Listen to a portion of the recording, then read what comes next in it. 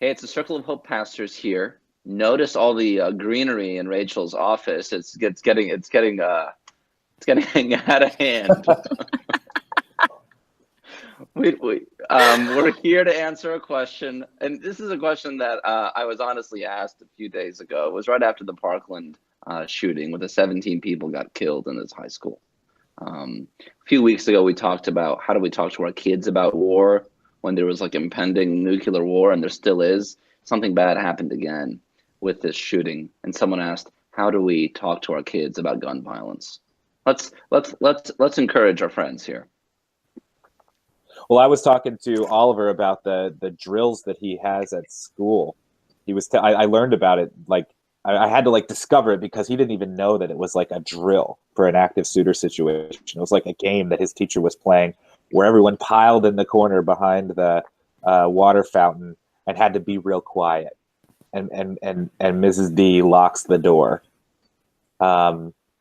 He's in first grade, so I appreciate their discretion. And I actually didn't tell him what that was about. I said, "Oh, that sounds like a fun game, and it's really important to be quiet."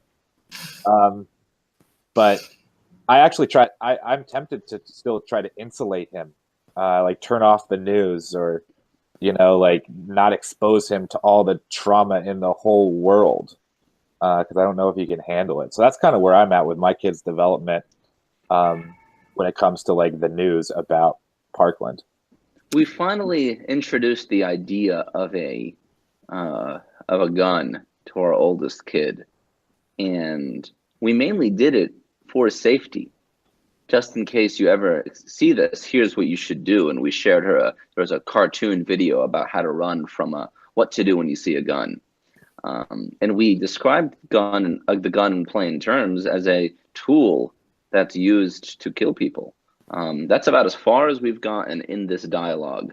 But the anticipation of talking about something horrible happening moves me to really have her find her hope and her completeness in Jesus, who has overcome the trouble in the world.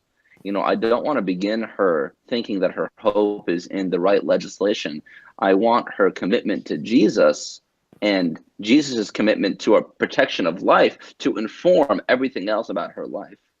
Amen. And she'll get to the other stuff later, and then maybe she'll run for Congress. But before then, she has to find her hope in Jesus. And so that's at least where that's where I'm feeling, and that's where I have to find my hope too, because I don't think they particularly care about this. Yeah, that's a good word, Johnny. My kids are a little bit older, in junior high and high school, and I was hearing their stories last week about all of the lockdown drills that they were going through, and one of them, I told my congregation that Zach had a substitute teacher one day who forgot to lock the door during one of the drills, and a security guard came around to do the check and stuck his head in the door and made a joke and said, "You're all dead." Do you think we should arm substitutes too?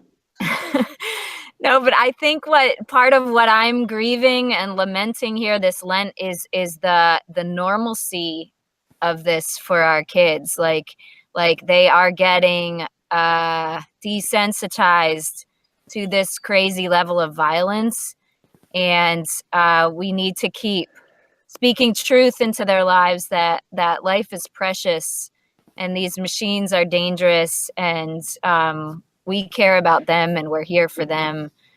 So I'm glad we've been working on this as a Circle of Hope for years, protesting the lack of reasonable gun laws. And I'm so glad that these kids in Florida are like letting themselves feel they have no choice, but they're feeling the craziness of this, and they're protesting, and they're actually getting heard. And so we're joining them and lots of other Americans on March 21st to demand the ban on assault rifles downtown.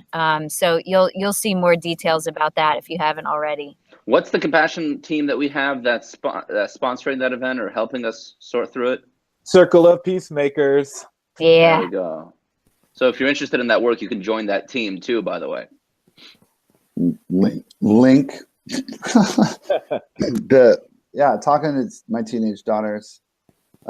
We got to one of our house guests over the last couple months through Christian peacemaker teams and some other groups. She did a lot of training for how to behave, like if you're at a demonstration or a protest and somebody opens fire, and really, how do you get down and start crawling, rather than running and stampeding, so we've had to talk about some very practical stuff like that, but also, this clown show last Sunday in Pennsylvania where the AR-15s are brought to worship as part of this, commitment ceremony for my kids, to explain to them, like, people are going to see this and think that's what Christians do, and ask them.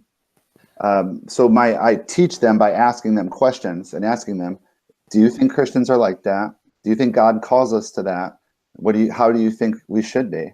And it leads to good conversations where they're able to interpret and internalize and then externalize. Hey, what do you think would happen if they did that at a mosque? You know what I mean?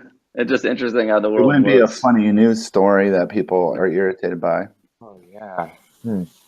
Joshua, I like that you're asking questions. I was thinking about how to ask my kids questions too, to make space for them to talk about what they are thinking and feeling.